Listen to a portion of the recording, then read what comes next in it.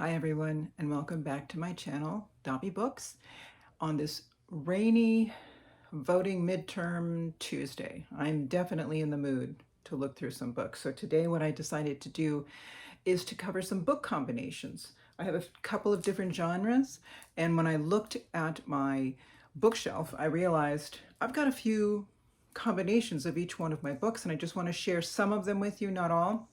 On another video, I'll go into a different genre and you can see the combinations I have there, but let's get started. Here I have the original, which is the Penguin Classics edition, but I also have the Penguin Classics Deluxe edition. What I wanted to show you with this was a juvenile literature edition that I got in, it's not really a graphic novel. It's published by, I got these recently, Whalen Bookworks. This is a hardcover for Moby Dick. This is for children, and I got this just recently. And let me show you, it's got the map in the inside front cover. And on the back, it has the list of characters. And over here, words to know. So it's specifically geared for children to introduce to Moby Dick. And the story itself, let me see if I can show this to you, is just, it's written in prose, but it does provide illustrations along the way. There we go. If you could see them. From color to black and white. And I think I saw a full page. I want to find that. There we go. Here's an example of a full page illustration. I think the illustrations are wonderful. And by the way, this book, as well as the two other ones by the same publisher that I'm going to be showing you, I found out about by a booktuber, and she's also on Pinterest, named Water Bear Reads. Water Bear Reads. She has the most beautiful books, wonderful illustrations, and I've gotten myself into so much trouble because then I go and I have to buy the latest book that she's put on her Pinterest site. All right, so let me show you one more. This is one that you might have seen before. This is another edition of Moby Dick that I forgot I had. Huge book. This one is published by Candlewick Press. And this one, of course, has some outstanding sketches and illustrations. I want to see if I can find some really cool ones for you. It's got a glossary in the back, by the way, as well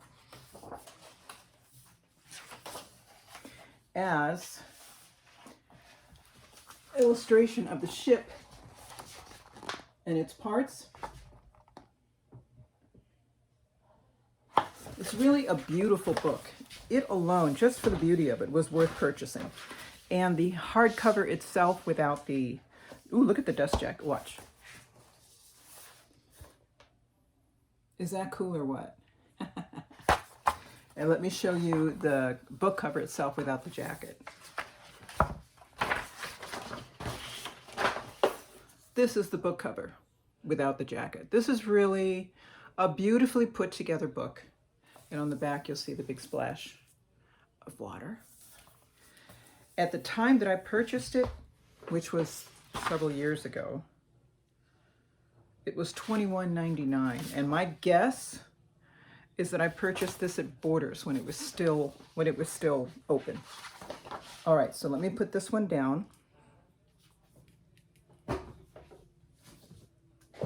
And we'll move on to the next book combo that I've got.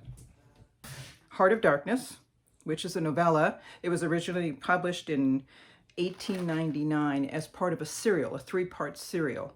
And it was published as a book eventually in 1902. The author is Joseph Conrad. And in the book, he was actually, it takes place in Africa in the Congo River before it was the Congo. But the author himself parallels London with Africa as two great places, but both as places of darkness.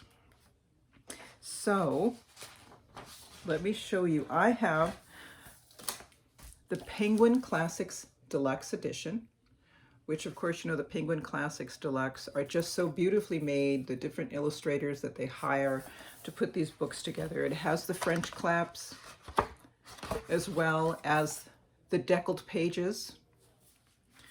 And of course, this is the, you know, the original text. And then I also have the graphic novel, which was adapted by Peter Cooper. And I love what they did with the inside covers, with the beautiful illustrations inside. And the same on the back, inside cover. And it's money. I don't know if you noticed that, but it's money. Cool. And then I want to, it's a graphic novel. So it's black and white drawings of the story itself. Some cool, just some really cool illustrations to see on here. So I have these two as my book combo, as well as Animal Farm. Animal Farm, George Orwell, of course, is the author, and it's a political satire. And it criticizes the English society of George Orwell, as well as the Soviet totalitarian. Oh, I can't say it. Soviet totalitarianism. Yes, I got it. So here's the original I got. This is by Penguin Books, but it's not a Classics Deluxe. I don't know if they have a Classics Deluxe edition. This is the 75th anniversary edition. No illustrations, it's just the original. But the combo that I have with this is the graphic novel of Animal Farm. This one's adapted, I know I covered this in a previous video, adapted and illustrated by, it looks like it says Oder or Ordier, so I'm not quite sure how to pronounce it, and I apologize if I've mutilated it. And the illustrations on this appear to be watercolor.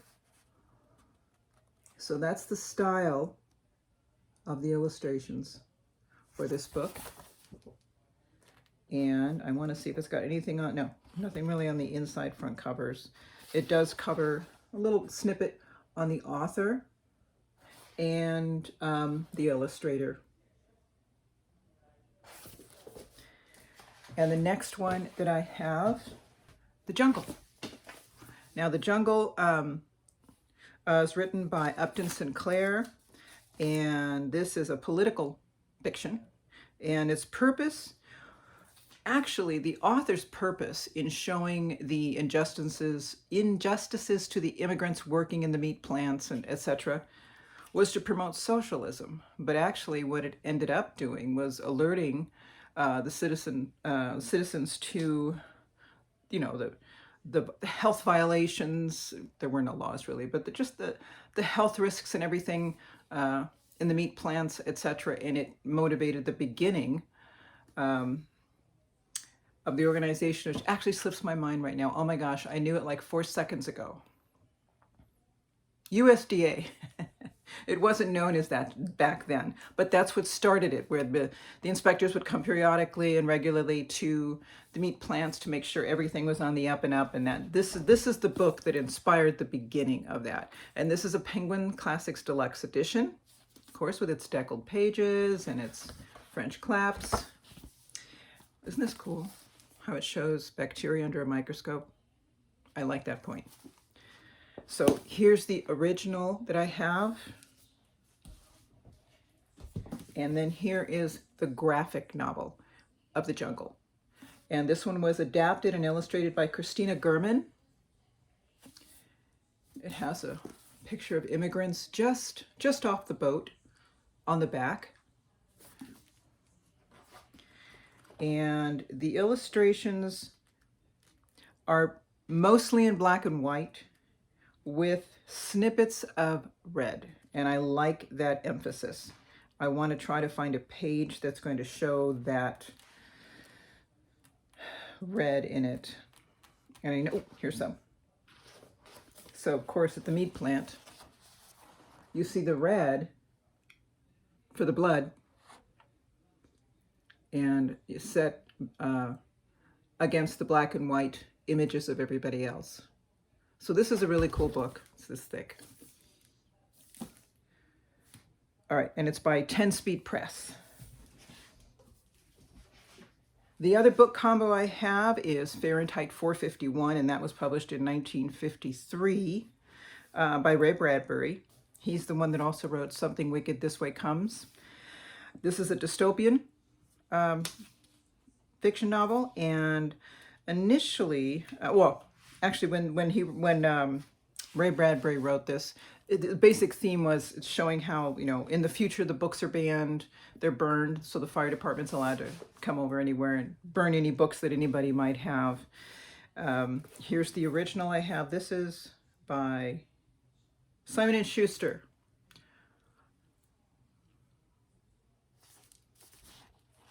No illustrations. And then here is the graphic novel I have, and it's about, they're about the same size. You know, so, and the graphic novel is published by Hill and Wang, Novel Graphics, Hill and Wang. It was adapted by Tim Hamilton, and we have certain basic colors. So we've got, of course, the black, we have shades of green, some of these almost like a pea soup green. It's weird. But with the limited colors, as well as, like, you see the blues in there, and black, the pea soup green. That's pretty much it. Might show some yellow, but this is the style of the graphic novel on the inside. I have one more. So I have 1984 by George Orwell, which was originally published in 1949. Dystopian fiction, and this was Orwell's final book that was published, and it's also like a cautionary tale as well. This is the original that I have here. This is also Penguin, but it's not the classic deluxe edition, and no pictures, but the one that I have that goes along with it is a little bit bigger. So this is a hard copy graphic novel of George Orwell's 1984. This one was adapted by Fido Nesti, or Fido Nesti, however you want to pronounce that. Published by HMH. Don't ask, I don't know. And this one, again, the limited colors. The drawings aren't as angular as the one that for like Fahrenheit 451. I forgot there was another one I just showed you before this. But the colors are limited. And you see how that's emphasized because, you know, like the life is gloomy then and it's depressing. I mean, it's a depressing novel to read. And they really captured the spirit of that gloom in this graphic novel. Just nothing exciting. So much emotional control, etc. So these are my book combos that I have in these particular genres, and then in the next one I'll focus in on some, I have gothic and horror, and I also have some middle grade ones. So I'll see you then, and if you feel inspired, push that subscribe and like button because they really do help, and I hope you guys, well, I hope you all went out to vote today and cross our fingers. Bye.